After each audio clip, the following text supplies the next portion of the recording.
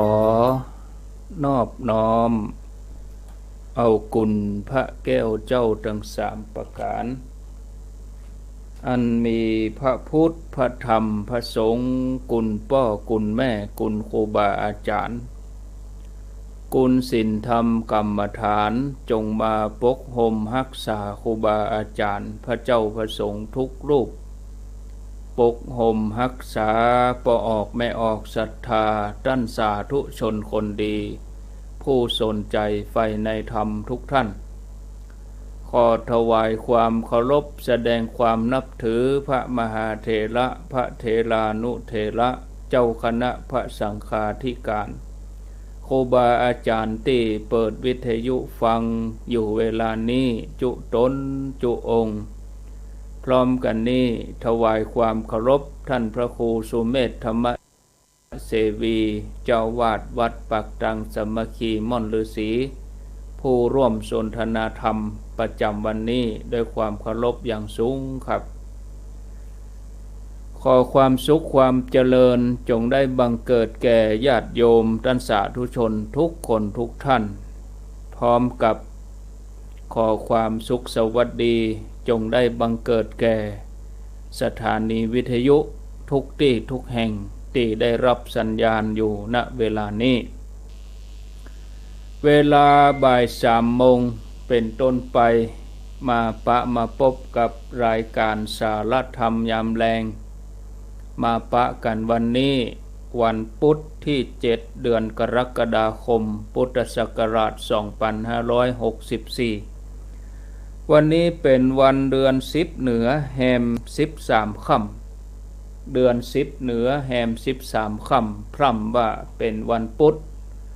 สัปดาห์แรกของเดือนกรกฎาคมสัปดาห์ต้นเดือนวันนี้วันที่7แล้วก็เดือนที่7ของปีหนึ่งก็มีอยู่12เดือนผ่านไปแล้วเกินปีเดือนนี้เดือนที่7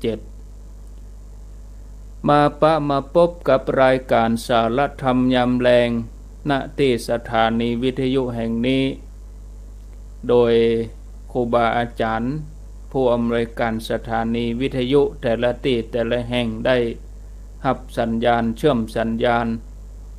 นำรายการนี้ไปสู่ผู้ฟังทางบ้านเป็นต้นว่าที่ FM 104.50 สถานีวิทยุเพื่อการศึกษาพระพุทธศาสนาและวัฒนธรรมวัดฝ่ายหิน FM 100.25 สถานีวิทยุคณะสงฆ์อำเภอฝางวัดพระบาทอุดมนำบ่อสาวาสำนักวิปัสสนาคลื่นธรรมะของชุมชนวัดห้วยตองซัก 98.75 มนต์เสียงธรรมวัดบุพาราม 106.25 วิทยุชุมชนคนนาน้อยจังหวัดน่าน 91.50 แล้วก็ที่บ้านทุ่งเรดิโอ 89.50 ขออนุโมทนาบุญกับสถานีวิทยุทุกคลื่นทุกที่ทุกแห่งที่ได้เกาะสัญญาณเชื่อมสัญญาณนำรายการนี้ไปสู่ผู้ฟังทางบ้านเป็นประจำทุกวันพุธ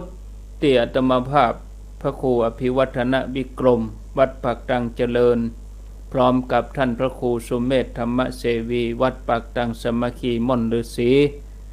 จะได้มาร่วมสนทนาธรรมกันหลังจากที่ห่างหายกันไปอยู่หลายอาทิตย์หลายพุธเพราะว่าแต่ละตนแต่ละรูปก็มีภารกิจเวลาบ่สะดวกบางทีก็ได้เข้ารายการสัญญาณสถานีติดนั่นติดนี่สะเตือตมาก็ติดธุระบางเตื้อก็ท่านพระครูเพิ่นก็มีศาสนกิจวันนี้ก็ถือว่าเป็นโอกาสดีที่ได้มาพบปะศรัทธาญาติโยมท่านทั้งหลายเมื่อมาปะกันแล้วบ่เฮอได้ขาดแคลวเสียเวลาก็นิมนต์ท่านพระครูสุเมธธรรมเสวีได้อุจาพบปะศรัทธาญาติโยมขอกราบนิมนต์ครับนิมนต์เลยครับน้อมขอบคุณแก้ว3ประการติดกันที่ตึงที่กราบครูบาอาจารย์ ที่รับชมรับฟังทุกรูปสวัสดีท่านอาจารย์ท่านพระครูอภิวัฒนวิกรมเจ้าของรายการสารธรรมยามแรงเจริญปอนคณะศรัทธาท่านผู้ชมท่านผู้ฟังทุกท่านวันนี้ได้ปะกันแถวแล้วเนาะวันพุธก็ทุกวันพุธปะกันมาหลายปีแต่ว่าช่วงหลายพุธที่ผ่านมานี่อย่างที่ท่านอาจารย์ท่านพระครูอภิวัฒนวิกรมเจ้าของรายการมันบางทีมีการมีงานมันตรงกัน ตนหนึ่งว่างตนหนึ่งมาว่างก็ตั้งอยู่วัดวาอารามคนละตีเนาะมันต้องตรงเวลากันมันถึงจะพร้อมบางทีตนหนึ่งพร้อมตนหนึ่งมาพร้อมก็เลยบ่ได้มากันก็มาตรงกันโอ้มีธุระมาด่วนๆอะไรบางทีงานเกี่ยวกับเอกสารพ่องอย่างสมัยนี้มันเกี่ยวข้องกับงานราชการบางทีเอกสารต่างๆโอ้สำคัญมากๆใบสุทธิการบัตรประชาชนทุกเจ้ากันหรือทะเบียนบ้านงานโอ้สำคัญมากๆอย่างถ้าบ่มีบัตรประชาชนบ่มีบัตรสุทธิเข้าสนามบินมันยื่นมือเลยเนี่ยถ้าบ่มีตึงบ่แม้แต่ประตูก็ยังบ่ได้เข้าเลยเนาะหรืออย่างพวกเขาทั้งหลายลูกหลานถ้าสมัครงานอย่างถ้าบ่มีใบหมดเนี่ยมันสำคัญมากๆมันไม่ใช่ว่าเจี้ยกำโอ้นี่มันไม่ใช่อันนะเดี๋ยวเพิ่นถามเนี่ยในหลักฐานในพยานมันต้องมีอันแต่ถ้ามีหลักฐานมีใบสำคัญอย่างพร้อมโมดมันง่ายอันอย่างก็ง่ายมันแล้วบัดเดียวยิ่งเปิ่นปอนข้อมูลอย่างเข้าไปในคอมพิวเตอร์เนาะมันง่ายกดป๊อกแป๊กกับข้อมูลอย่างที่ต่างๆที่เรามีอยู่แล้วมันขึ้นมาหมดมันง่ายทั้งพูดทำโดยทั้งผู้ใช้บริการโดยแล้วก็พูดก่อนก็ตรงกับวันที่ตุลุงอยู่ในวัดมรณภาพไปก็อาหารอันนี้ส่งชัดเจนนะตุลุงเป็นมันสวดมนต์เวลามรณภาพไปก็ยิ้มไปโอ้จะไปดีไปอย่างใดกับหม้อเนาะเขากับหม้อแต่ว่าเขาเดาเอาว่าเปิ้นคงไปดีมรณะภัยมาตอนหน้าก็ยิ้มยอมรับไปเอาตุลุงเปิ้นมันสวดมนต์เจ้าแรงเดี๋ยวตุหลวงอย่างเกเรเนาะแต่ตุหลวงมาก่อนแล้วมานั่งท่าแล้วก็เดี๋ยวก็อ้ายตุหลวงเหมือนกันเขาจะเกเรไปก็ไปนั่งท่าได้ก็เลยเวลาก็เลยประตรงกันก็เลยหายไปหลายปุดพอมาปุดนี้อ้าวใกล้จะเข้าภาษาเนาะเกินเดือนมาได้โอ้ยังโวยแต่โวยว่าเนาะวันฮือนี่ก็เป็นเดือนดับแล้วฮะพอเดินดับกับไปแห่งเกิงเดือน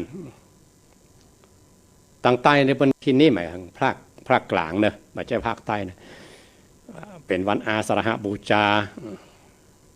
ละอ่อนบางคนก็เรียกว่าอาสาฬหบูชาได้หมดเป็นภาษาที่มันดิ้นได้นะอาสาฬหบูชาคือวันที่พระพุทธองค์แสดงปฐมเทศนาคือสวดพระธรรมจักรนะที่เขาสวดกันนั้นแต่แถมวันคือวันเข้าภาษาครูบาอาจารย์ทั้งหลายจะอธิษฐานภาษา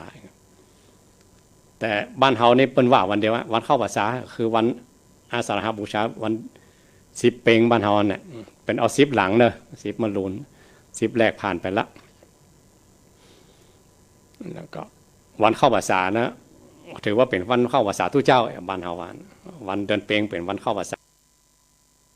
ศรัทธาเนี่ยสำคัญตอนเนี้ยว่าเขาเกิดว่ากูปีที่ผ่านมาเขาลองนึกย้อนนะว่านึกย้อนหลังไป3 เดือนในภาษานี่เขาได้ทำอย่างที่มีคุณค่ากับชีวิตเขาเนาะหรือคือปล่อยไปเหมือนกับพลโบราณว่าปลาเป็นปลาตาย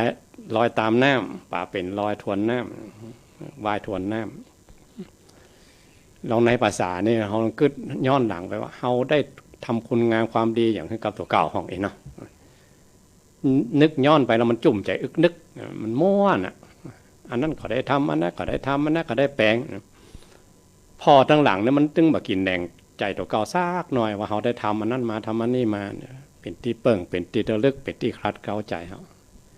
พอไปตั้งหน้าก็หลงเรื่องเนี่ยมันมากินแดงใจอะแต่เขาบัดได้ทำอย่างไว้ซากหน่อยเนี่ยพอไปตั้งหลังก็มีกระโขก็ขุ่มมีกระหนามมีกระอุปสรรคมีกระทำไปแล้วมันกินแดงใจพอไปตั้งหน้าก็มืดทึกเนี่ยมันโอ้ยังกับไปใหญ่ละแต่ว่ามีแต่เหมือนกันเนอะธรรมะของพระองค์หลวงปู่วัดพระธาตุสดีจอมตองเคยบอกว่าเอาปัจจุบันอันนี้ก็เรื่องของที่มันผ่านไปแล้วมันเกิดมาแล้วมันดับไปแล้วมันเหลือแต่สัญญาความจำได้ไม่รู้กับกรรมที่มันจะเป็นแรงกรรมที่มาใส่มาสนองกันเนี่ยทำกรรมดีก็มาสนองทำกรรมชั่วก็มาสนองมันนั่นเรื่องกรรมไปเขาไปยุ่งกับมันละแต่ว่าเรื่องสภาวะธรรมจริงๆมันเกิดไปแล้วมันดับไปแล้วอนาคตมันพูดกันยังมาบัดถึงเด้อแล้วบัดเดียวเนี่ยเขาจะเอาอย่างนี้เนาะบัดเนี่ยในปาเรามี10นี่แล้วจะมีข้อหนึ่งเขาว่าอธิษฐานบารมีเขาจะเอาอย่างมาเป็นที่เปิ่งเป็นที่ระลึกเป็นที่อุ่นใจอ่ะขึ้นลอยๆไปได้นะสถานนะมันเหมือนจะลอยมามงลงเป็นผู้วิเศษไปใช่เขาต้องแปลงต้องทำต้องสร้างตั้ง3ทางเนี่ยกายวาจาใจนะเขาเอาอย่างที่มาเป็นที่เปิ่งเขาอ่ะอันอย่างที่เป็นที่เปิ่งกับต้านศีลภาวนาเนี่ยมันแต่มันไผ่ได้ถึงระดับใดระดับชั่วครั้งชั่วคราวไปค่ะแต่ก็มันยังเป็นเชื่อเป็นปัจจัยให้เวียนว่ายแต่เกิดเนี่ยแต่เราได้ที่เปิ่งอันสูงสุดที่เปิ่งอันสูงสุดคืออย่างถ้าเรา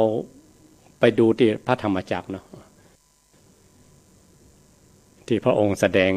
ในวันอาสาฬหบูชาแสดงกับปัญจวัคคีย์พระองค์แสดงอริยสัจแล้วก็ปัญจวัคคีย์ได้หันในอย่าง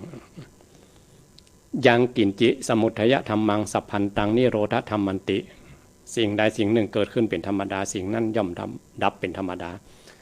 พอหันโดยพระองค์กล่าวเป็นพุทธอุทาน2 กรรมเลยสถาอุทานเนสิอัญญาสิวะตโพโกทัญโยอัญญาสิวะตโพโกทัญโยจะมีคัมภีร์เล่มหนึ่งชื่อว่าคัมภีร์คัมภีร์อุทานที่มีสาวกได้หู้ทำโดยพระองค์ไปเนี่ยพระองค์ถึง2 กรรมอันนี้ครูบาอาจารย์เพิ่นอธิบายว่าพระองค์สร้างบุญบารมีมันเอาชีวิตเขาแลกมาอย่างมาบ่มบารมีมาตั้ง20อสงไขยเศษแถมแสนมาหากับเพื่ออย่าได้ลื้อสัตว์ขนสัตว์ออกจากโลกวัฏสงสารพระองค์ตรัสรู้ใต้ต้นโพธิ์วันวิสาขะยังเป็นพระพุทธเจ้าแต่ยังบ่สมบูรณ์ว่าจะโพธิ์คนได้ก่อแต่พอมาเนี่ยมาวันอาสาฬหบูชาที่พระองค์แสดงพระธรรมจักรมีสักขีพยานคือธรรมของพระองค์บังเกิดขึ้นแล้วนะจะหันอย่างเป็นตัวแรกคือว่าหันว่าทำสิ่งใดสิ่งหนึ่งเป็นเกิดขึ้นเป็นธรรมดาย่อมดับเป็นธรรมดาถ้าคนไหนหันตัวนี้ขึ้นชื่อว่าหันธรรมนะแล้วเรามาดูพระอริยบุคคล8ที่เป็นสาวกของพระพุทธเจ้าโดยตรงเลยสาวกของพระองค์มี2 อย่างเนาะสมมุติสงฆ์กับอริยสงฆ์สมมุติสงฆ์นี่ต้องดูเจ้า4 ตนขึ้นไปก่อนเนี่ยสวดยัตติจตุรกรรมออกจากบทสวดออกมามีอุปชามีคู่สวดมีสงฆ์นั่งอันดับสมมุติก็ขึ้นมาว่านี่เป็นผู้เจ้าแล้วเนี่ยอันนั้นเรียกว่าภิกษุถ้า4 ตนขึ้นไปเรียกว่าสงฆ์หรือสังฆะบ้านเราแต่ว่าอริยสงฆ์นี้พระองค์ว่าเป็นได้หมดมานะ ภิกษุภิกษุณีอุบาสกอุบาสิกาเทวบุตรเทวดาอินพรหมอย่างเป็นพระอริยสงฆ์ได้หมดคะแนนตัวพระองค์เดินทางตัวพระองค์ได้ตัวตามที่พระองค์ได้บอกเส้นทางไว้ถ้าพระอริยเจ้าเบื้องต้นเปิ้นหันอะไรอย่างเอกอะศัพท์ธรรมะเรียกว่าสักกายทิฏฐิถ้าหันตัวนี้ละตัวนี้ได้ญาณทัศนะเกิดญาณะแปลว่ารู้หรอทัศนะแปลว่าหันทางหูทางหันเนี่ยไปจะคิดเอาเดาเอาจะโมเมเอาไปจะนะทางหูทางหันโดยมีสภาวะธรรมที่รับรองจะเป็นสาวกที่แท้จริงของพระพุทธเจ้าเนี่ยเอาบุกตัวนี้ก่อนสถาสักกายทิฏฐิสักกายะแปลว่ากายะไปจะจิตตาเนี่ยเอากายก่อนจิตตามันเบื้องสูงบนตั้งแต่พระอนาคามีขึ้นไปถึงจะไปเอายุงเรื่องนามธรรมเนาะคัดเกลาตอนแรกเบื้องต้นจริงๆนะเอาเรื่องกายนะก็มาอู้กันไล่แต่ว่ากายนี่พระองค์บอกว่ากี่อย่างเต้ยะมีลักอย่างเขาเฮียนก็ใกล้ขอใครนะอัฏฐพยัญชนะอย่างพยัญชนะก็มีเพราะบ้านเขาก็มี44ตัวภาษาฝรั่ง A B C D ก็มี26ตัวเต้ยะอย่าไปเกินเลยเปิ้นอย่าไปเติมของเปิ้นอย่าไปลดของเปิ้นมีเต้ยะอย่างใส่สระสระอาก่อนก็ว่ากันไปผสมสระอย่างก็ว่ากันไปมาล้วนแต่ตัวลักมีเต้ยะเหมือนกับกายเหมือนกันที่พระองค์สอนไว้ก็มี6หมวด14ข้อเต้ยะอย่าไปเกินกว่านั้นอย่าไปเติมของพระพุทธองค์เปิ้นเลยเนาะโดยสัพพัญญุตญาณของพระพุทธเจ้ามีเต้ยะอีกคือหันอันนี้แล้วก็ละอันนี้ลมหายใจหนึ่งอิริยาบถใหญ่หนึ่งอิริยาบถย่อยหนึ่งอาการ32หนึ่งธาตุ4ป่าช้าเก้า6หมวด14ข้ออันนี้ที่เขาจะบุกหรือที่เขาจะเตียวถ้าคนไหนได้เตียวเส้นทางเส้นนี้เนาะได้หันหมุนนี้ได้หู้แจ้งเห็นจริงหมุนนี้ก็ขึ้นชื่อว่าได้เป็นพระอริยสงฆ์หรืออีกอย่างหนึ่งว่าเขาได้มีตีเปิ้งมีตีระลึกหรือมีที่อุ่นใจแล้วในภาษานี้เนาะแล้วก็มีข้อรับรองไว้ในท้ายสติปัฏฐานสูตรของพระองค์ว่าถ้าผู้ใดได้เดินทางเส้นนี้นะไม่ใช่ว่าเขาทำแบบขอไปทีหรือว่าทำแบบเขาเป็นเชื่อเป็นปัจจัยไว้ใจนะบุกกันจริงๆธรรมะของพระองค์มันมีปีที่8พระองค์รับรองไว้ในสถานมันก็ผลละไม้เขามาอู้กันหลายเตือนนะว่าถ้ามันเป็นหรือมันมาอยู่ที่ข้นมันตลอดอนันตการมันจะเป็นกี่เป็นหน่วยให้มาจ่ายมันต้องหน่วยมันต้องใหญ่ขึ้นแล้วก็ในที่สุดมันก็แก่แล้วก็สุกแล้วก็โลนธรรมะของพระองค์เหมือนกันเมื่อเริ่มปฏิบัติจะหู้แจ้งเห็นจริงก็จ้างบอกหู้แจ้งเห็นจริงก็จ้างแต่อนุภาพธรรมของพระองค์มีพุทธานุภาพธรรมานุภาพสังขานุภาพพระองค์ไม่ได้วางหลักไว้แล้วแผ่ขายพยานไว้แล้วแผ่อภิญญาญาณของพระองค์ไว้แล้ว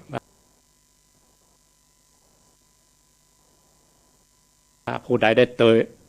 เดินทางโดยพระองค์ไปเนี่ยโดยทางเส้นเนี่ยพิจารณาธรรม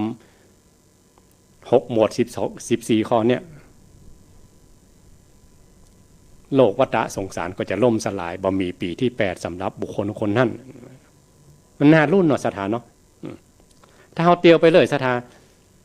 มันก็จะมามีต้นมามีปลายนะมันจะมาจากไหนกันไม่จะไปไหนกันปนเฮียวเปียวฟูไปเนี่ยหมู่พราหมณ์หมู่นักบวชนอกศาสนาบางทีเขาเคร่งอิริยาบถยิ่งกว่าพุทธสาวกของพระองค์นี่กันนะแต่เขาบอกหูจักตางเคร่งไปเลยเนี่ยไปเลยเคร่งอย่างนั้นก็มันสูงสุดได้ถึงปุถุชนเลยนะพอหมดเชื่อหรือหมดอำนาจของฌานของสมาธิก็ปิ้งไปอีกอย่างเก่าอีกมันไปไหนมันบอกโปนแต่ถ้าได้โดยพระพุทธเจ้าโดยทางเส้นนี้เนาะให้โดยทางเส้นนี้โดยอย่างไรก็ด้วยอธิษฐานใจในภาษาเนี่ยสถานเขาเกิดว่าเขาประมาทกันว่าหรือเขาปล่อยปละละเลยให้กับตัวเก่ามากาหรือเขามุ่งเส้นทางทางโลกนักนำไปการมุ่งเส้นทางทางโลกอย่างไรก็เขาเฮียนกันตั้งอนุบาล1มันนะปฐมมัธยมหรือบางคนพ่อแม่มีฐานะดีหน่อยหรือมีตัวเก่ามีสติปัญญาหน่อยเฮียนถึงกับขั้นมหาวิทยาลัยจบออกมามีการมีงานอย่างดีๆแต่เฮียนได้ ศึกษามีลูกเต็มบ้านมีหลานเต็มเมืองแต่คิดย้อนไปจริงๆสถาแม่แรงเนี่ยเป็นนอนมือกายหน้าผากเขานะทุกสิ่งทุกอย่างที่เขาสร้างมาแบบโลกนะศูนย์โยโมดสถามาได้ตัวไปซักอย่างมันบอกว่าทรัพย์สินสมบัติเรื่องสวนไร่นาทุกอย่างอย่าว่าตั้งนอกแล้วแม้แต่สังขารร่างกายนี่ว่าโดยไปบ่ได้ไปอย่างห้องคืนโมดเลยแต่สิ่งที่โดยไปได้คืออย่างคือบุญที่คณะสัตยาทั้งหลายสั่งสมมันบาทหนึ่งก็เป็นของเขาอะยกมือขึ้นหัวซาเป็นของเขาเลยศีลที่เขารักษาต้องนักต้องหนาศีล5เนี่ยแต่ถ้าศีลสูงขึ้นไปอย่างหลวงปู่ว่าแม้แต่จะยกมือแต่เนี่ยจะก้าวเดินก้าวเนี่ยเขาสำรวมระวังนะก็เป็นอันนั้นศีลขั้นปฏิบัติไปแล้วอันนั้นมันจะเกินภูมิคณะสัตยาทั้งหลายไปนะภาวนาก็ต้องมีครูจะไปยากไปเลยในสถานเนี่ยศิษย์ต้องมีครูเขาเก่งแล้วหรอเขาเฮียนมาแล้วหรอเขาอ่านมานักไม่ใช่ในศาสนาพูดเขาที่ศิษย์ต้องมีครูไปมอบกายถวายชีวิตกับครูบาอาจารย์ที่เปิ้นห้ามเฮียนมาที่เปิ้นสืบสายกันมาบอกจิตสู่จิตสืบสายกันมาธรรมะของพระองค์ต้องจิตสู่จิตที่ครูบาอาจารย์เปิ้นสืบเนื่องกันมารุ่นต่อรุ่นมาเปิ้นจะบอกไว้จะเตียวทางเส้นนี้เตียวอย่างใดถ้าเขาได้ทำอย่างนี้นะสถาตานศีลภาวนาเนี่ยจะมีที่เปิ้งเลยสถาอุ่นใจได้เลยไอ้กะธรรมะของพระองค์รู้ได้เฉพาะตนจะแปลงให้กันก็บ่ได้จะเตี้ยวกันก็บ่ได้เฮ้อกันเป็นกององค์ยกยืนนั่นมันก็บ่ใช่ถ่ายทำถ่ายได้เฮ้อกันก็บ่ได้มันบ่ใช่อ่ะมันต้องทำด้วยตัวเขาเองเพราะนั้นในภาษานี้เนาะ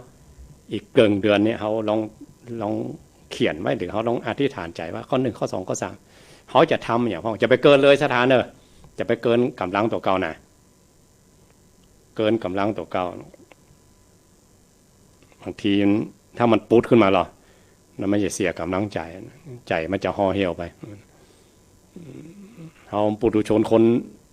ธรรมดาเนี่ยหรอเขาไปใจเป็นพระอะไรเจ้าที่จะมีสมุดเฉทประหารตัดไปเลยมันไม่ใช่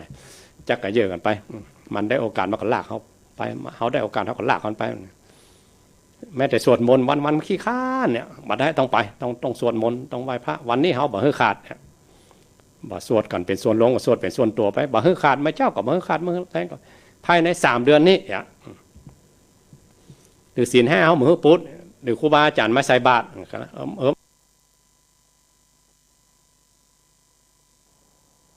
บางทีวัดวาลามเขาตู้เจ้าบ่หลายเนาะครูบาอาจารย์เพิ่นไปเป็นซ้ายหมู่บ้านมันหลายปอกเลยแต่ว่าเขาอธิษฐานใจว่าครูบาอาจารย์มาถึงบ้านเนี่ยให้ต้องใส่ถ้าเขาแบบมีโอกาสได้ใส่วันนะเขาต้องโปรยน้ำไปถึงวัดพุทธตั้งใจว่าในภาษาใน3 เดือนเขาบอกให้ขาดไปวัดมีธุระนักหนาป้าๆนะก็ไปวัดไป3 เตียนใส่ขันแก้วทั้ง3แล้วก็ใส่เข้าบาตรปิ๊กก็ยังดีแต่เขาอย่าบอกให้ขาดหรือภาคบ่ายครูบาอาจารย์เปิ้นจะนิมนต์ครูบาอาจารย์มาหรือเปิ้นจะเทศเองหรือเน้นน้อยได้ฝึกเทศทำเมืองภาคบ่ายก็มีทุกวัดทุกวัยแล้วนะเทศทำเมืองหรือแม่แรงอย่างแถวใกล้ๆเนี่ยท่านพระอาจารย์พระครูกัลยาณปราโมทย์เอาศรัทธาเอาภิกษุหนุ่มเน้นน้อยเอาทุเจ้าบนใหม่ฝึกกันฝึกกันได้ภาษานี้ทุกวันศีลฝึกกันคนเก่าคนใหม่ฝึกเหมือนกันหมดนะบุญให้ได้ตุ้มกันให้ได้ไปด้วยกันถ้าคนไหนฝึกใหม่นะมาวัดมอนห้วยแก้วนี่มันไปกับเป็นหน้ากระดานเนี่ยนะสถานตานศีลภาวนาโอ้มันจ่วยไปได้ถึงหมดอะถึงสังคมถึงบ้านถึงเมืองเนี่ยแม้โควิดเนี่ยมันจะหมอกใดเนาะพุทธานุภาพมันจะอวดดีอวดเก่งกับมันนะอาศัยพุทธานุภาพธรรมานุภาพสังขานุภาพเมืองไว้สาลียิ่งกว่านี้อีกตายจนเผาศพบัดตันนะพอพระองค์ไปเหยียบแผ่นดินนั่นน่ะโลกหาขึ้นบ้านขึ้นเมืองหายหมดนั้นฟ้าฝนลงมาอย่าประมาณกูลแก้ว3 ประการตั้งหมอก่อนต้องหมอไป ป้องกันเราแวดระวังกับว่ากันไปตามหมอตามอสมตามปหลวงที่เป็นระมัดระวังป้องกันของเขาตัวเขาก็ต้องรักษาตัวเขาตัวแต่อีกอย่างหนึ่งเบื้องหลังของความสำเร็จทุกอย่างหรือเบื้องหลังของบุญกุศลเนี่ยก็มาจากกุลแก้วสามอาการในศรัทธาเอามาเป็นตีจังตีเปิ่งตีระลึกภายใน9 เดือนนี่นะเขาทำสำเร็จก็จ้างทำมาสำเร็จก็จ้างนั่นถือว่าเขาบอกมีอธิษฐานกำกับไว้3 เดือนต่อไปทางนานี้ในสถานเนอะเขาจะเอาอย่างนี้กับสักอย่างหนึ่งมันทึ่งเหมือนมันได้ปุดได้ขาด3 เดือนพอออกภาษาได้วูได้เต็มปากเต็มคำเนาะบรรลือสีหานาเดนโดยอานิสงส์ที่ข้าพเจ้าได้ประพฤติปฏิบัติอย่างนั้นมาตามศีลภาวนาหรืออันอย่างสักอย่างหนึ่งอานิสงส์ที่บังเกิดขึ้นบุญที่ข้าพเจ้าได้ทำมาขอข้าพเจ้าได้สำเร็จสมความปรารถนาอย่างนั้นเนอะว่าไปแล้ว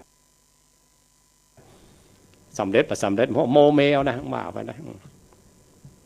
เขาไม่ใช่ทำนอกแบบในสถานเนี่ยเพราะองค์โพธิสัตว์เจ้าทั้งหลายครูบาอาจารย์เจ้าทั้งหลายไปทำอย่างประกอบต้องมีอธิษฐานบารมีเดินตามรอยพระพุทธเจ้ารอยพระบาทเดินตามรอยครูบาอาจารย์ท่านผู้เฒ่าทั้งหลายเป็นบุญหมดนะสถานช่วงแรกเขาปาขันได้อีกก่อนแล้วก็ท่านอาจารย์ท่านพระครูอภิวัฒนาวิกรมเจ้าของรายการสารธรรมยามแดงวันนี้จะว่าขันไปทางใดก็ขอนิมนต์อาจารย์ครับสาธุครับครับก็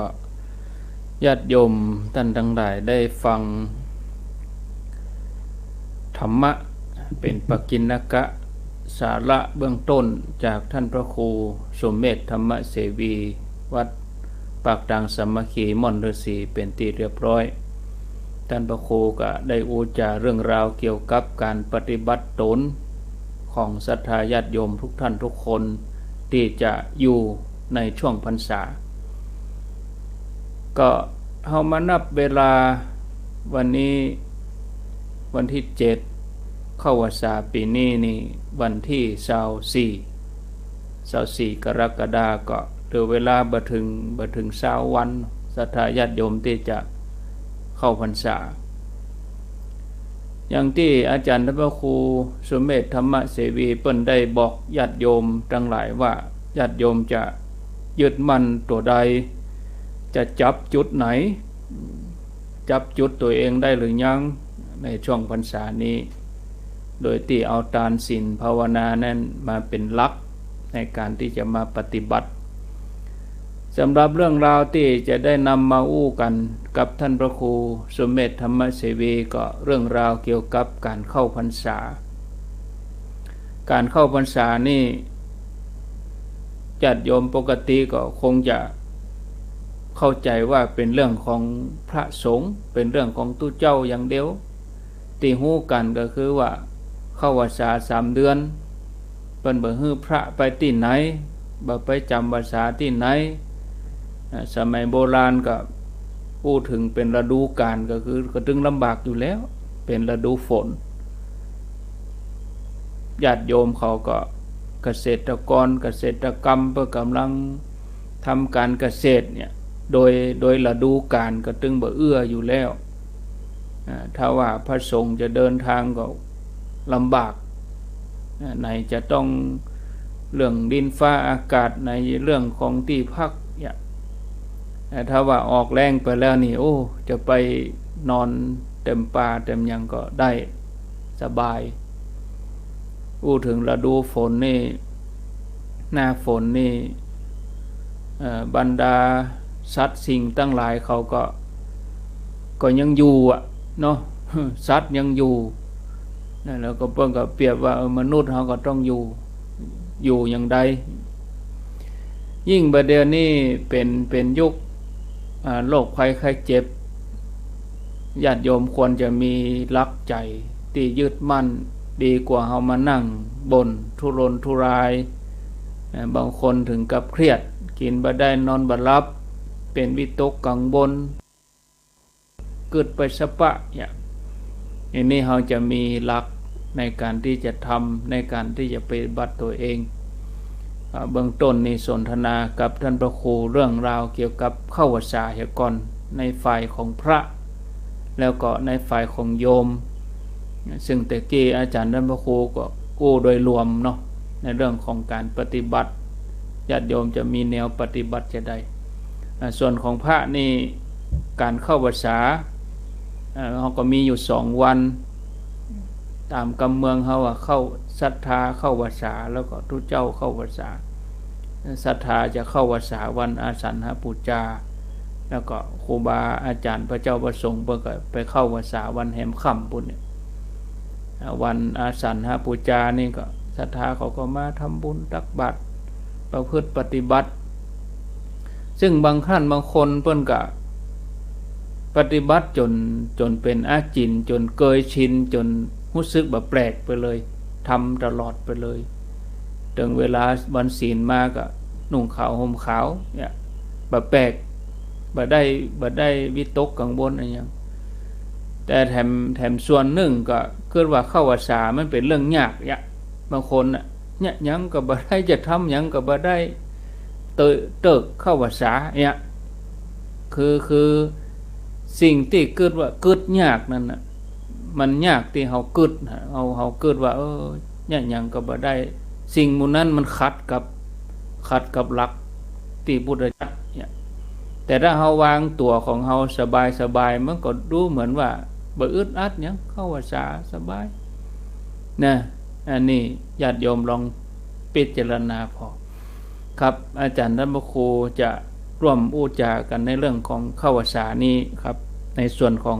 ฝ่ายพระตั้งแต่สมัยโบราณมาเป็นได้พระองค์ถึงวางไว้ว่าหมู่เฮาส่งสาวกทั้งหลายต้องอยู่เนอะ3 เดือนนี้ครับครับนิมนต์ครับก็ต้นเหตุมาจากอย่างที่บอกว่าทุกเจ้าทั้งหลายเพิ่นยังเดินทางกันอยู่เองหมู่ปกก้ากับหมู่นิครนทั้งหลายก็เขาก็ย่างกันละคือธรรมเนียมของคนอินเดียโบราณเนาะก็เป็นสังคมเกษตรกรรมเหมือนกันว่าทุกเจ้าเป็นลูกศิษย์ของพระพุทธองค์เป็นตนไหว้ที่ไหว้ที่ศาลเนาะก็ยังมาย่างการเดินทางกันด้วยกันเรื่องนี้ที่จริงพระองค์ก็โห่อยู่แล้วล่ะแต่มีเหตุหน่อยกันพอมีเหตุพระองค์ก็ประชุมส่งทั้งหลายว่ายังเดินทางกันอยู่กันก็ทุกเจ้าทั้งหลายว่ายังเดินทางพระองค์เขาบอกว่าเฮ้ยอยู่จำพรรษาจะ3 เดือนหลังจากจำพรรษาแล้วก็ต่อไปแหมเดือนหนึ่งคือศรัทธาได้ทอดกฐินกันเนี่ยครับเทือนมันกับทุกเจ้าทั้งหลายมันยังมีต้นบัญญัติเนาะพอมีต้นบัญญัติคณะพระองค์ก็วางวินัยเป็นวินัยแล้วนะเป็นกรอบเป็นว่าทุกเจ้าทั้งหลายแต่อย่างนี้ก็ได้เป็นเนื้อนาบุญของศรัทธาสมัยโบราณจริงๆวัดมีบ่มีกี่วัดวัดใหญ่ๆมีบ่นักถ้าทุกเจ้าทั้งหลายเนี่ยเวลาอันจำพรรษาหรือไปบัจเจจำพรรษาตอนบวชใหม่น่ะอยู่กับครูบาอาจารย์ก่อนได้รับคำสอนอย่างแน่นหนาถ้าบัดถึง5 ภาษาเนี่ยถ้าอยากไปก็ต้องมีพี่เลี้ยงไปถ้าบัดถึง5 ภาษาถ้ามีพี่เลี้ยงในห้ามไปให้อยู่กับอุปชาก่อนมันต่างกับสมัยนี้นะสมัยนั้นทุกเจ้าเพิ่นบัดติดวัดติดวาบัดติดติโยนะออกภาษาแล้วก็ไปมีสังกัดวัดเดี๋ยวต้องมีสังกัดเป็นทุกเจ้าเล่ร่อนทุกเจ้ามีรับมีแรงครับแม้แต่พระองค์เหมือนกันเนาะพระองค์ภาษาแล้วเขาในธรรมเมืองเขาว่าเตศสันถีจาริกไปครับแล้วเปิ้นจำภาษากันที่ไหนถ้าสมมติว่าวัดบะมีจำภาษาในที่ไหนก็ได้คะแนนมีสถานที่มีอุปถากนะหมายเขตเอาอย่าหมายเขตเอาที่นี่เนอะครับแต่ไปขออนุญาตครับอย่างที่เขาเคยเล่าเรื่องพิสุมาตาน่ะที่ทุกเจ้าทั้งหลายลาพระองค์ไว้ไปจำภาษาที่อื่นอยู่ในวัดคนหลายน้ำไปอ่ะครับพระองค์อนุญาตให้ไปได้คำสอนของพระองค์เราไปแล้วหรอครับไปถึงลาวป่าไปถึงที่มีหน้ามีอย่างพอที่ได้ใจได้อย่างดีๆแล้วก็มีที่กุมบาทพอไกลๆแล้วก็อยู่กับท่านนะสถาเขามาแปลงกระท่อมแปลงสลาแปลงพอออกภาษาแล้วก็ไปละไปทำแล้วอย่างนั้นเป็นอย่างนี้ตลอดเป็นอย่างนี้แม้แต่สุวรรณภูมิเขาเนี่ยนะครับสายของพระโซนกับพระอุตระเนาะพระเจ้าอโศกคนทรงสายพระธรรมทูตไปหรอครับก็ย่านเนี่ยพวกเขาไปเขาค่อยอ่ะครับออกภาษาแล้วก็ไปออกภาษาแล้วก็ไปพระองค์ไปอยู่ อยู่ที่ตอนแรกอยู่ในป่าเหมือนกันนะไปสิปัตนะมฤคทายวันภาษาที่2 ถึง 4นี่อยู่พระเวรุวันที่5 ที่ 6นี่ไป พวกนิโคธารามแม่นกับนิโคธารามเตียนกบิลพัทครับหลังจากนั้นก็มากรุงราชคฤห์ไปหันไปนี่หลายเตี้ยแล้วก็มามั่นคงจริงๆที่กรุงสาวัตถีของนายอนาถานะวัดของเจ้าเชษฐ์เชตวันอันแต่พระองค์ออกภาษาแล้วพระองค์ก็ไปอีกไม่ได้อยู่กับตีไม่ได้อยู่กับตีครับแต่ก็ย่างพอภาษาแล้วก็มาพระองค์ก็เป็นต้นแบบพระเอกครับนั่นพระองค์หันความสำคัญของการประกาศเผยแพร่ธรรมของพระองค์เองแต่ได้อยู่กับตีแต่สมัยนี้ไม่ได้เนอะพ่ออย่างมันคนมันนักครับคนพานมันนักอันเดียมันจะอาศัยสวมร้อยเองอะครับมันเริ่มมีกฎหมายตามผู้เจ้าอย่างไปอยู่ไปเลยไปได้ละเอกอะที่มันอาศัยช่องทางนี่แหละเนาะเปิ้นหันเหตุเหมือนกันนะไม่ใช่ว่าวัดตั้งราชการเปิ้นคัดเปิ้นคล้องเปิ้นขวางไม่ใช่นะมีคนพานมันได้ช่องไม่เหมือนกันหรอกอันตรายไปจำภาษาในป่าไปตัดไม้ไปปั๊มไม้บนหรอแปลงวัดแปลงไว้มันก็มีเหมือนกันนะยุ่งอ่ะเนาะแต่ว่าบ่มีเนอะแต่มันไอคนพานเนี่ยมันจะทำนะแต่ถ้าทุกเจ้าจริงๆอ่ะไปอยู่ที่ไหนที่ท่านเป็นป่าเลยอ่ะครับที่เชียงรายวัดพระเจ้าหลายเนาะครับตั้งหลวงยกเพื่อร้อยเป็นม่อนๆเนี่ยเป็นอนุรักษ์ป่าไปเลยครับแล้วคนโบราณเนี่ยเพื่อกลัวคืนหรอครับแบบไปเนี่ยยังเอาผ้าเหลืองมาตะกัวเลยอ่ะบวชป่าแล้วอีกครับยิ่งขุนน้ำนี่ฉันกลัวครับสมัยนี้ก็ยิ่งขุนน้ำยิ่งต้นไม้ใหญ่ก็ยิ่งชอบอะกันหันต้นไม้น่ะเหมาะเลยเลยเขาหยอกเลยหันต้นไม้ไปใจต้นไม้หันเป็นเฟอร์นิเจอร์วะเป็นเสาบ้านเป็นอย่างไปเนี่ยเหตุนี้เนี่ยถึงทุกเจ้าได้จำภาษากันเป็นตีครับเพราะทุกเจ้าสมัยพุทธกาลเนี่ยเปิ้นบัดได้สั่งการวัดใดวัดหนึ่งเปิ้นไปกันหมดอะไปเดินเตะสันถีตัวตามแบบตามเบ้าพระพุทธเจ้าที่ได้วางแบบไว้เนาะถ้าสมมติว่ามีกิจเต้ๆหรอกิจอันใดที่เปิ้นเว้นให้พ่องในพรรษาแล้วก็ที่ว่าบ่ให้ไปนอนเนี่ยก็มีกิจอันใดพ่องพ่อแม่มาสบายก็ไปดูแลพ่อแม่หรือสถานนิมนต์ไปสถานนิมนต์ตรวจเป็นตนนิมนต์บ้านเฮาเป็นตนเมตตาหรอสถานนิมนต์ไปก็นิมนต์ไปหรือมีศาสนกิจที่จำเป็นไปห้ามเพื่อนสหธรรมที่จะซิกไปห้ามได้อันนี้ไปได้ตัวเจ้าเวลามาเกิดอธิกรณ์เนี่ยขึ้นมาเองอ่ะไประงับแล้วก็ไปนี่บ่เกินกี่วันมาไปแจ้งในวันที่6 คืน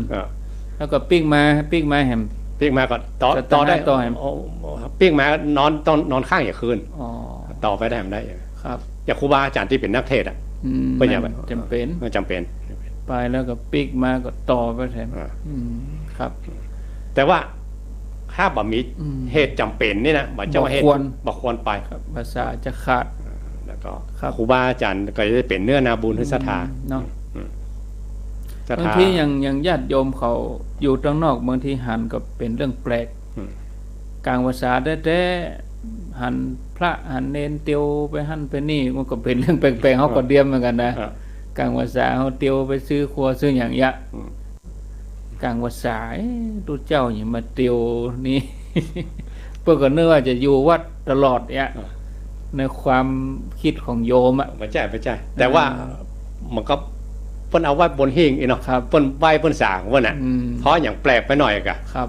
มันเห็นว่าเป็นการแปลกอ่ะครับต้นไม้อย่างกันเพในภาษาแท้ๆโยมอันนี้ในพรรษาถ้ายุคอู้ถึงประเดียวก็พระเนนก็มีโอกาสได้ทบทวนตำรับตำราเนาะเฮียนสวดเฮียนเทศอีเนาะเดือดกันสนั่นบันปื้นในวัดสวดกันเยอะมันคือได้มีโอกาสที่จะปรับเสียงคีย์เสียงเข้าหากันสวดทำวัดเจ้าวัดเย็นเนี่ยตลอดพรรษาอาจารย์ก็ได้ยินว่าสวรรค์ของบ้านกับสวรรค์ของวัดเป็นยังไงครับสวรรค์ของบ้านคือมีปู่ย่าตายายมีอุ้ยมอนคนเฒ่าเนี่ยแล้วมีพ่อแม่ครับมีหลานน้อยมันเป็นองค์ประกอบของครอบครัวตะกอนเปิ้นบานี่เราตะกอนเปิ้นบ่ไปทำมาหากินอย่างมาเดียวหรอก เป็นสังคมเกษตรเนาะพ่อแม่เขาไปอยู่ตรงอยู่นะว่างจากการจ้างงานแล้วก็อยู่บ้านกันเพราะโอ้ยก็ขี้แซมอย่างเงี้ยหลานน้อยก็ให้อย่างเงี้ยปนหกกันถึงวันหรอโอ้โหเดือนเช้าเห็นเนาะครับอันนี้จะเป็นสวรรค์ของบ้านสวรรค์ของวัดคืออย่างเสียงตุลุงกับเสียงเน้นตัดกันเวลาสวดเนี่ยตุลุงกับขี้โจมอย่างนะครับเพราะคนผ่านโลกมันนักเนาะหันคว้าวัดคว้าไว้อย่างมันเพียวโดยโกนอ่ะเน้นก็ลุไปเหี้ยไปเนาะตู้หลวงก็จมอย่าอันนั้นก็อยู่ด้วยกันได้อยู่ด้วยกันได้ถ้ามี3ไว้นี่นะมีตู้หลวงตู้หลวงฮับตานมาจมให้เน้นก็ยังแบ่งไว้ให้เน้นอยู่ที่ดูอันนี้ไว้ให้เน้นเอาครัวไว้ให้เน้นเห็นหน่อยเปิ้นขางไว้นะขางแกไว้แล้วก็พอเน้นมาก็แจกเน้นมันเปิ้นมีหรอเน้นมันนี่ฮะมาบีบเพิ่นตู้หลวงกันไปแปลงจะสร้างอยู่นะมุ้ยไม่ไหนตีตุลงและโกนไม่ไหนตีตุเลื่อยไม่ไหนไปเอามาหมดเลยมันต้องมีตีตุลงอะไรครับมันม่วนอ่ะครับอันนี้คือสวรรค์ของวัดสวรรค์ของบ้านคือคนเฒ่ากับหลานต่อไปถ้าเราพูดถึงโยมเนาะในพรรษาอย่างเงี้ยโยมจะต้องปฏิบัติตัวจะได้เอาเรื่องตู้เจ้ากันตู้เจ้านี่เป็นวินัยหรอวินัยที่เป็นกฎหมายตู้เจ้าเองครับต้องทำอ่ะมาทำมาได้ครับถ้าตามภาษาตู้เจ้าบอกผิดอาบัติทุกกฎว่าเสียมารยาทเสียสมณสารูปมาได้อธิษฐานภาษาเองครับอันนี้เรียกว่าต้องทำเป็นวินัยแต่สถานที่ทำก็ได้บ่ทำก็ได้เป็นควรจะทำความสมัครไม่ใช่ว่าต้องทำหรอกครับตามสมัครใจถ้ายังมีใจมองใดเตี้ยเพิ่มพูนกุศลกรรมเพื่อกับตัวเก่าต้องอาศัยเพียร4ประการนะเพียร4คือประธาน4นะอย่างเคยที่ทำมาที่มันบดีอ่ะเรียกว่าอันประหารประธานทั้งหลายอ่ะเนี่ยอันต่อไปก็อันอย่างที่อินทรีย์สังวรก็หมายว่าอันเพียรระวังกุศลกรรมมันกุศลกรรมมันใดที่มันบักเกิดจะไปให้เกิดอีกอ่ะแล้วต่อไปภาวนาประทานครับคุณงามความดีไหนที่บักเกิดได้ทำก็ทำให้เกิดให้มีขึ้นมาอันที่4อนุรักษณาประทานว่าจะไปล่าจะไปเรื่องอย่างนี้ทำยังต่อเนื่องจะเป็นไฟไม่เฟืองครับเรื่องมันต่อเนื่องต่อเนื่อง4อย่างนี้พอเขาทั้งหลายลองเอาเรา4อย่างเนี้ยครับอันไหนที่เขาเลวเขาบัดดีอันนั้นมันเขาล่าเหี้ยกันอย่าว่าอันสถาไว้เนาะเป็ดตัวกอก็ไหวตัวกอบนลงนะมันยังมันมีเหมือนกันหรอบางทีสำรวจตัวเองว่าเขาอันตีนที่มันบัดดีบัดดักอ่ะครับพอแล้วมาตัวกอก็รังเกียจตัวเก่าเองอ่ะเมาละครับในภาษานี่เขาจะปัญญาละแล้วก็อันชั่วอันใดที่มันจะเกิดตั้งกายว่าจ่าใจหรือตั้งตาหูจมูกลิ้นกายใจปัญญาละครับเพียรระวังสำรวมระวังจะปัญญาละแต่คุณงามความดีไหนที่ยังมาเกิดบ่เคยมีบ่เคยทำมาก่อนอ่ะทำให้มีทำให้เกิดขึ้นมาอย่างไรอ่ะเสาะแสวงหาเอาละมนต์มาได้ก็ต้องก็ได้ในภาษาเนี้ยเต็งสวดบางตนเพิ่นเอา3 เดือนเนี่ยสวดปฏิโมกข์นะได้เลยสวดบทนั้นเฮียนสวดเฮียนเตดหันครูบาอาจารย์สวดยังเปิ้นคล่องอ่ะเปิ้นไม่ใจลูกฟุกแล้วเปิ้นเพี้ยนกันมาแล้วสะสมมาตะใดเราตัวเก่าบักเกยเหมือนอย่างไม่อ้างงับเงอเปิ้นตัวเก่างับปากเปิ้นงับปากตัวเก่ามันมาใจมันตันเปิ้นมันมาตันเปิ้นครับไปสวดบ้านญาติโยมศรัทธาพระเจ้าพ่อเนาะโอ้สูตรภาษามาได้อย่างสักอย่างต้องสูตรต้องอย่างต้องขึ้นได้ครับมันเป็นที่จริงมันเป็นเจ้าสาระสำคัญสูงสุดนะแต่มันเป็นธรรมเนียมไหมครับเขากินข้าวเจ้าบ้านอยู่เนาะก็ธรรมเนียมก็ต้องไปสุญโยโกห้องสวดเจ้าส่วนแรงไปซ่อมมาหรอครับมาได้ไปไหนซ่อมหมดงานสังคมกับงานสังคมไปก็อยู่กันเยอะๆเนาะแต่ศรัทธาต้องเอาแบบหมูเนี่ยกะเอาแบบหมูเนี่ยที่ครูบาอาจารย์เพิ่นทำกันครับว่าเขาลองกึดพอ9 เดือนที่ผ่านมาเนี่ยอันไหนที่มันบัดดีบัดดักกับตัวเก่าเขาจะเลิกแล้วเนอะถ้าเป็นญาติโยมเนาะญาติโยมเนี่ยกะอย่างอบายมุกอะเราเขามีอบายมุกกับศีล 5นี่เพิ่นถือว่าเป็นคนชั่วคนเลวเลยนะที่เคยกินเคยเล่นเคยของหยาบสุดๆสำหรับเรื่องความชั่วเนี่ยครับคนไหนผิดศีล 5กับมั่วในอบายมุกเนี่ยเอาตัวนี้เป็นเกณฑ์เลยเที่ยวกลางคืนดูการละเล่น เล่นการพนันคบคนชั่วเป็นมิตรเสพยาเสพติดเกียจคร้านการทำงานเนาะขี้ข้านเนี่ยกะเนี่ยว่ามันเป็นอบายมุกเลยกะเป็นอบายมุกเลยอะเพื่อนอย่างเอาไปใส่ตัวอบายมุกเอามันชิบหายหรอก็ห้อมใครไปไหนอ่ะมันเรื่องของเฮาเพิ่นไม่ยุ่งกับเขาอย่างเงี้ยมันบ่ใจมันบ่ใจตัวเก่ายังก็ให้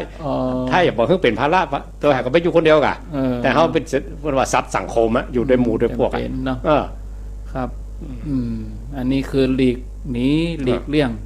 อบายมุขใน3 เดือนนี้บางคนสัจจะเอาในพรรษานี้นะมันบ่มีด้วยใจหรอกถ้าครูบาอาจารย์เพิ่นเกิดจากใจแล้วเพิ่นไปยุ่งแล้วเอกะแต่ศรัทธามันยังบ่เกิดจากใจมันอะไรนอกอ่ะแม่นอย่างเงี้ยนะคมเอาล่ะคมด้วยอธิษฐานนี่แหละที่กองหาไม่ได้จะออกภาษาแต่คนที่เพิ่นใจเพิ่นมาทางนี้เพิ่นก็แบบแปลกอย่างผมว่าแต่ละคนที่แบบว่าบังคับใจตัวเก่าบ่เคยกองหาเมื่อใดจะออกภาษาตัวเก่าจะได้ไปทำบาปทำกรรม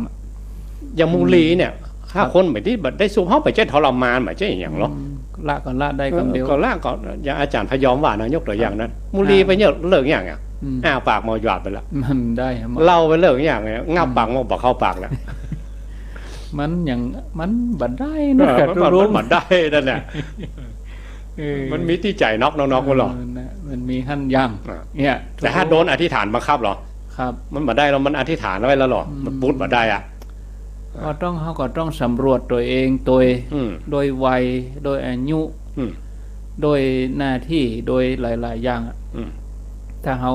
ากึดดีๆนะมันก็จะมีหิริโอตปะในตัวเนาะถ้าบ่กึดดีๆมันมีหิริโอตปะมันจะบ่มีแล้วก็บางคนยังบอกว่ามันเป็นโทษนั้นยังบอกว่ามันเป็นบาปนะว่าผิดศีล5ครับก็มีข้ออ้างอ่ะมันก็ย่อยอาหารให้น้อยให้ตุลุ่มแก้เจ็บหลังเจ็บเอวอ่ะมีตีลงของเขาถ้าสูงขึ้นไปครับรักษาศีลเอาศีลมาเป็นตัวกำกับศีลนี่เป็นอู้ถึงเรื่องความประพฤติครับศีลานุสติถ้าอู้โดยรวมๆนะความประพฤติเนี่ยครับทางกายวาจาใจนะอู้โดยรวมโดยกว้างนั่นเป็นศีลข้อสำรวมระวังไปมันมีหลายขั้นตอนเนาะศีลเบื้องต้นจริงๆเนี่ยเป็นศีลบัญญัติเองครับเป็นข้อไปเอาศีล5ศีล8เนี่ยอันนี้เป็นข้อไปศีล227ศีลภิกษุณีก็311ข้อเนี่ยนี่เป็นศีลบัญญัติศีลเป็นข้อถ้าสูงกว่านั้นนับเป็นข้อมาได้นะอย่างศีลสำรวมระวังเนี่ย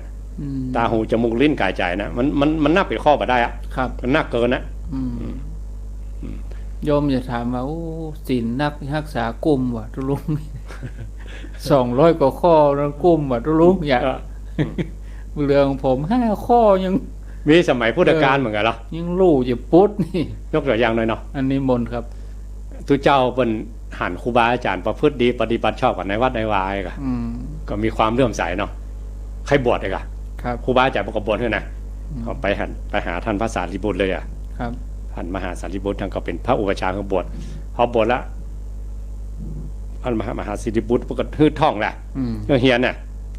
พอเฮียนแล้วก็โอ้มันอย่างนักได้นักว่าก็ไปถามพระโน้นเฮียนพระสูตรต่างๆที่พระองค์ได้ได้จาดที่หันที่นี่คือท่องคำนี้ไว้เนอะจะไปได้ศูนย์ได้หายเองอะครับไปหาพระมหาโมคคัลลานะพระก็สอนอภิธรรมก็เฮียนอันนี้ไปหาพระอุบาลีพระเฮียนวินัยอ่ะโหเอาไปเนี่ยมันนักได้นักว่าเนาะจุดนับคอบ่แป้เข้ามาเพื่อหาความสงบจิตสงบใจนะเข้าหาครูบาอาจารย์มาบวชแล้วครูบาอาจารย์สั้นเอามีข้อนักหนาป้าขนาดนี้มันยากลงไปอ่ะมันจ้างได้เข้าไปหาพระพุทธเจ้าไปทำเลยไปโจมมาเปิดฟังกันเนาะรวบรวมความกล้าเลยข้าพระองค์มาบวชเนี่ยก็อยากจะได้ความสุขความสบายนะครับนั่นก็ห้ามอันนี้ก็ห้ามห้ามอย่าประตกประเสียงอย่างเงี้ยก็ได้อ่ะครับมันนักได้นักหวานพระองค์ได้ดีมาเนี่ยโอ้เป็นภาษาเจ้าบ้านเนาะครับถ้าคือข้อเดียวเธออย่าทำมาเนาะโอ้หม้อกะเอาเลยข้อเดียวศีลมี200 ป่ายกันมันนักลงไปเอาบอกแป้เนี่ยเอาข้อเดียวได้ที่ไหนได้ข้อเดียวมันแบบรวมทั้งหมดอะรวมที่หั่นเลยรวมที่หั่นอะพระองค์ว่าเพื่อรักษาใจเนี่ย จะลุบลงตีหั่นเลยคืนนั้นคืนเดียวนะเปิ้นไปห้าสายใจอย่างเดียวแจ้งขึ้นนะอรหัตผลเกิดเลยวันสำเร็จทำคิปะพิญญาเกิดเลยจะระวังขนาดไหนเนาะใจไม่จะแวบไปวันมาได้เนี่ยมันต้องรักษาแล้วกรรมของพระองค์แววมาเนาะครับต้องไม่อย่าดิ้นรนขนาดไหนไปรักษามันนะมันบอกเกยอะให้เหลือ200ไปก็ให้เหลือ200ไปกันแต่บุญบรรณักมันได้เจอพระพุทธเจ้าอย่างนี้ต้องมีของเก่าด้วยก็ที่สั่งสมมาเต็มบ่าก็ไปได้วะเนาะปุ๊บปั๊บเพิ่นฮะอุตตมอย่างภาษาบ้านเฮาเนาะกรรมพุทธเจ้านี่ศักดิ์สิทธิ์เอาข้อเดียวละมันต้องนักอะไรกันก็มันข้อเดียวแต่ครับอันนี้สถานเหมือนกันว่าถ้ามันนักนักหนาป้าๆเราเอาข้อเดียวเราข้อนี่นะนักล้ำเนี่ยเอารักษาใจนี่เนาะมันจะแวบไปแบบนี้เราเอาน้องพ่อมันสั้นนักเหลือ200ไปก่อนนักเหลือ5ข้อก่อนครอบคลุมหมดเลยครับยังเฮากำแหเนาะเปียบนเลยเนาะจักมันได้หมดเนาะเปียจอมแหว่าจอมบนเลยอ๋อครับขอลากมาหันเคยหันเป็นตอนแหว่ะครับตาแหกี้อันมันก็โดนลากมาหมดป่าอยู่ในมันก็ลากมันโดนมาหมดจักมาหมดเลยจักมาหมดครับจักที่จอมแหนะรักษาใจจิตตังทันตังสุขาวะหังจิตที่ฝึกดีแล้วนำความสุขมาให้ทันโตเศรษโถมนุษย์เสโสอีกข้อหนึ่งเอามนุษย์ย่อมฝึกตนเป็นผู้ประเสริฐที่สุดครับอันนี้ดีอย่างคนเฒ่าเพิ่นว่าเฮาบ่จะดีมาโดยอ้อมปอกหรอกต้องฝึกมันต้องฝึกขึ้นมานะช่างเหมือนกันนะโดยเฉพาะช่างเนี่ยกว่าจะชำนาญนะต้องฝึกปรือนะทักษะมันเกิดหรอครับช่างทุกช่างต้องฝึกนักดนตรีเหมือนกันขาดการฝึกซ้อมสัก3 วันเนี่ยมันไปแล้วมันเป็นจังหวะกันแล้วหรอตัวเจ้าเขาเนี่ยเหมือนกันอย่างในภาษาเนี่ยสวดทำวัดเจ้าวันเย็นมันได้จังหวะกันนะจะขึ้นที่ไหนจะลงที่ไหนจะเอื้อนที่ไหนมันจะมีหรอกอย่างศรัทธาไปหาครูบาอาจารย์เวลาสวดเขาจะไว้โตศรัทธาก็ได้นะบางทีนิมนต์ตู้หลวงไปครับก็เหตุได้ถึงนิมนต์ตู้หลวงก็เพราะเพิ่นฝึกมาเมินนะพอไปก็ไปกับยงมันบักคัดบักคล้องเลยจักจังหวะจะโคนอย่างต่างๆนี่แค่สวดมนต์นะนับภาษาอย่างกุศลธรรมอย่างอื่นเนี่ยที่ฝึกกันมาด้วยความเชี่ยวชาญด้วยความชำนาญอันนั้นฝึกกันเนี่ยเนาะในภาษาเนี่ยฝึกหรอครับที่คนที่บอกฝึกคือไผ่คือพระอริยเจ้าทั้งหลายนั้นคือพระอรหันตเจ้าอันนั้นเพิ่นบอกฝึกแล้วเพิ่นอยู่ด้วยสุขวิหารธรรมของเพิ่นละครับอันนั้นเพิ่นอยู่ด้วยอิทธิยาบทของเพิ่นเองนะเนาะเพิ่นบ่ต้องฝึกอะไรอีกครับอย่างพวกเฮาทั้งหลายเฮาต้องฝึกคือเกิดถึงมีขึ้นมาเดี๋ยวอย่างใดเนี่ยในภาษาเนี่ยครับพอเวลาก็หมดลงเห็นแล้วหมดแล้วครับ1 ชั่วโมงผ่านไปจำเป็นจะต้องได้พักเนาะพักลาที่คลื่น 89.50 บ้านทุ่งเรดิโอของปดมแล้วก็ก้อยไปปะกันแถมกรรมในชั่วโมงที่2ตั้งแต่เวลา4 โมงถึง5 โมงแถมชั่วโมงก้อยไปปะกันขอบคุณเด้อญาติโยมที่ติดตาม 89.50 บ้านทุ่งเรดิโอที่อื่นๆอยู่ด้วยกันที่เก่าฟังรายนี้ไปไหนเตื้อพักสัก 2-3 นาทีกำเดียวปิกมาปะกันแถมกรรมขอเจริญพร